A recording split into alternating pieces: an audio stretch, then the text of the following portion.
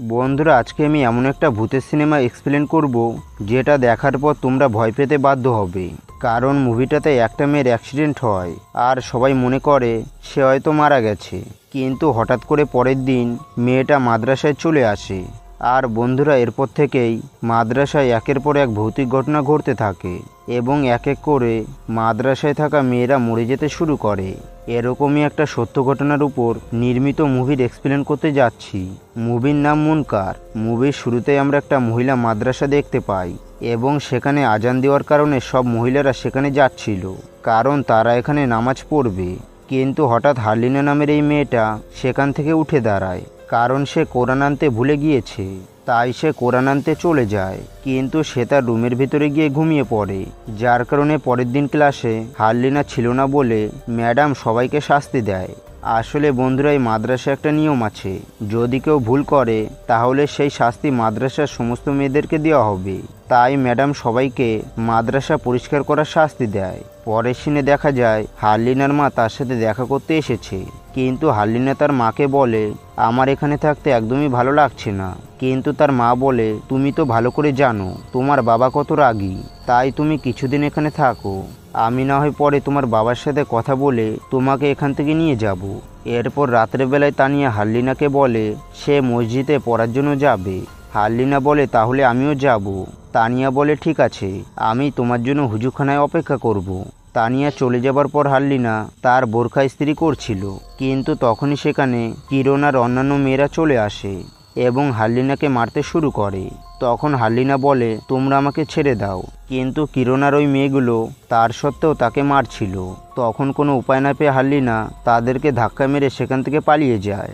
সে বাইরে এসে তানিয়ার বাকি মেয়েদেরকে দেখতে পায়, কিন্তু সে যখন তাদেরকে ডাকতে যাবে তখন কিরণ আর আলিয়া তার মুখ চেপে ধরে এবং তাকে একটা রুমের ভিতরে নিয়ে যায়।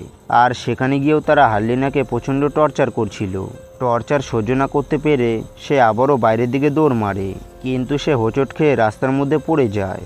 আর রাস্তা দিয়ে একটা গাড়ি আসার কারণে তার অ্যাক্সিডেন্ট হয়।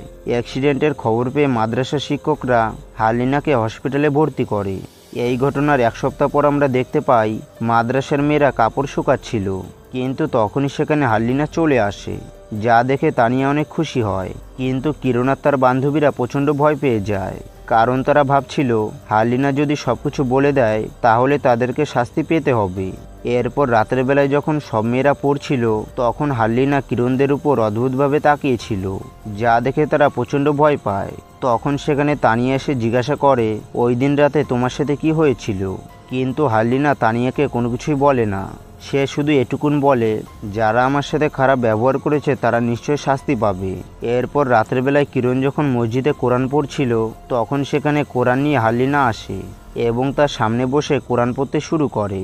কিন্তু কিরণ হার্লিনাকে কোরআন পড়তে দেখে পুরো অবাক হয়ে যায়, কারণ সে ভালো করে জানতো হার্লিনা কোরআন পড়তে পারতো না, এমনকি হার্লিনার কণ্ঠটা অন্যরকম লাগছিল। এরপর রাতের বেলায় কিরণ তানিয়াকে বলে আজকে ইশারের জামা পড়তে আমার অনেক দেরি হয়ে গেছে, তাছাড়াও আমার অনেক ভয় করছে, তাই তুমি আমার সঙ্গে মসজিদে যাবে। যার জন্য তানিয়া কিরণের সাথে মসজিদে যায়। মসজিদে গিয়ে কিরণ নামাজ পড়তে শুরু করে। তানিয়া তখন দাঁড়িয়েছিল, কিন্তু তখন সে বাইরে দাঁড়িয়ে থাকা হার্লিনাকে দেখতে পায়। তানিয়া তখন হার্লিনার কাছে যায়, কিন্তু গিয়ে দেখে হার্লিনা সেখান থেকে গায়েব হয়ে গেছে, যার জন্য তানিয়া তাকে খুঁজতে খুঁজতে মসজিদের অনেক দূরে চলে যায়। অন্যদিকে কিরণ যখন নামাজের শেষের দিকে ছিল তখনই তার সামনে ভয়ঙ্কর রূপে হার্লিনা চলে আসে, যা দেখে কিরণ অনেক জোরে চিৎকার করে। কিরণের চিৎকার শুনে তানিয়া তাড়াতাড়ি করে মসজিদে চলে আসে, কিন্তু সে দেখতে পায় কিরণ এখনও মাথা নিচু করে বসে আছে। অনেকক্ষণ হয়ে যায়, কিন্তু তার সত্ত্বেও কিরণ ওঠে না। তাই তানিয়া কিরণের কাছে যায় আর তার গায়ে হাত দিলে সে ঢলে পড়ে যায়। এর মানে হচ্ছে কিরণ মারা গেছে। কিরণের মুখটা দেখে তখন মনে হচ্ছিল তার শরীর থেকে হয়তো কেউ পুরো রক্ত শুষে খেয়ে নিয়েছে। আর কিরণের মৃত্যু দেখে পুরো মাদ্রাসায় একটা আতঙ্ক ছড়িয়ে পড়ে। তাই সবাই মনে করে মাদ্রাসায় হয়তো কোনো শয়তানের ছায়া পড়েছে, কিন্তু হার্লিনাকে অনেক হাসি খুশি দেখাচ্ছিল। এরপর রাতের বেলায় সবাই যখন ঘুমাচ্ছিল তখন তানিয়া দেখে হার্লিনা হেঁটে হেঁটে কোথাও যাচ্ছে, যা দেখে তানিয়া তার পিছু করে। কিন্তু তখন হ্যানা আর আলিয়াও সজাগ হয়ে যায়, তাই তারা দুজনও তানিয়াকে খুঁজতে বাইরে আসে এবং তারা দুজন আলাদা আলাদা হয়ে যায়। এরপর হার্লিনা আলিয়াকে পিছন দিক দিয়ে ডাক দেয়, যা দেখে সে প্রচণ্ড ভয় পায় আর মাদ্রাসার দিকে দৌড় মারে। এরপর সে টিচারের ঘরে গিয়ে যখন টিচারকে ডাকতে যাবে তখন তার পিছনে হারলিনা চলে আসে।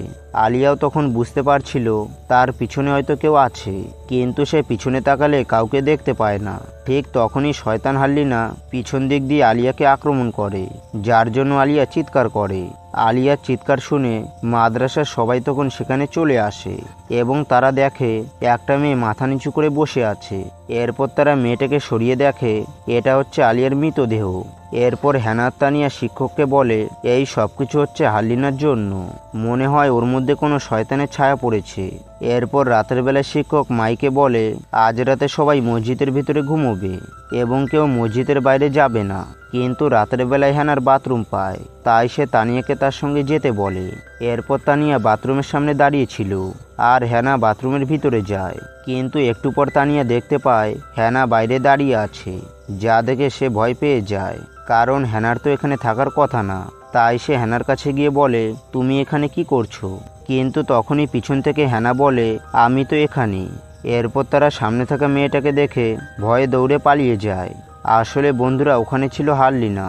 এরপর আমরা দেখতে পাই হারলিনার মা বাবা গাড়িতে করে মাদ্রাসায় আসছে, কারণ মাদ্রাসা থেকে ফোন করে তাদেরকে আসতে বলা হয়েছে।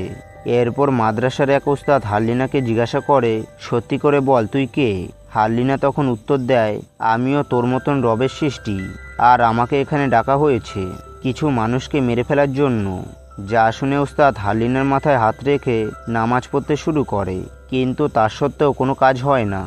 এরপর এই শয়তানটা বলে আমি তাদের সবাইকে মেরে ফেলবো যারা যারা হারলিনার মৃত্যুর জন্য দায়ী। কিছুক্ষণ পর সেখানে হারলিনার মা আসে এবং হারলিনাকে শান্ত করার চেষ্টা করে, কিন্তু হারলিনা তার মাকে টেনে হিচড়ে জঙ্গলের ভিতরে নিয়ে চলে যায় এবং তার মাকে ফিরিয়ে দেয় মৃত অবস্থায়। এরপর হারলিনা হ্যানাকে মারতে যায়, যা দেখে একজন বয়স্ক ওস্তাদ এসে হারলিনাকে বাধা দেয়, কিন্তু অনেক চেষ্টা করার পরও তাকে আটকে রাখা যাচ্ছিল না। যা দেখে হারলিনার বাবা এসব কিছু আর সহ্য করতে পারছিল না, তাই সে হারলিনার কাছে যায় আর তার মাথা থেকে অনেক বড় একটা পেরেক বার করে দেয়, যার জন্য ওই শয়তানটা হারলিনার মৃতদেহ রেখে সেখান থেকে চলে যায়। আর বন্ধুরা এই ঘটনার আসল সত্যিটা তাহলে এবার জানুন। আসলে সেদিন রাতে যখন হারলিনার অ্যাক্সিডেন্ট হয়েছিল এবং তাকে হাসপাতালে নিয়ে গেলে ডাক্তাররা বলে সে মারা গেছে, কিন্তু এই কথাটা হারলিনার বাবা নাদিম একদমই মেনে নিতে পারছিল না। তাই সে অনেক বড় একটা তান্ত্রিকের কাছে যায় আর বলে যেভাবেই হোক আমার মেয়েকে জীবিত করো। এরপর ওই তান্ত্রিকটা হারলিনার উপর কালা জাদু করে এবং তার মাথায় একটা পেরেক গেড়ে দেয় আর বলে যারা যারা হারলিনার মৃত্যুর জন্য দায়ী তারা মারা যাবার আগে পর্যন্ত এই পেরেকটা বার করা যাবে না, না হলে অনেক বড় সমস্যা হয়ে যাবে। কিন্তু বন্ধুরা এখন প্রশ্ন হলো হারলিনার বদলা নেওয়ার আগেই তার বাবা হারলিনার মাথা থেকে পেরেকটা বার করে দিয়েছে, তাহলে এখন কি হবে? এই ঘটনার পর আমরা দেখতে পাই ওই তান্ত্রিকটা নাদিমকে এসে বলে আমি বারণ করেছিলাম বদলা নেবার আগে পেরেকটা না তুলতে।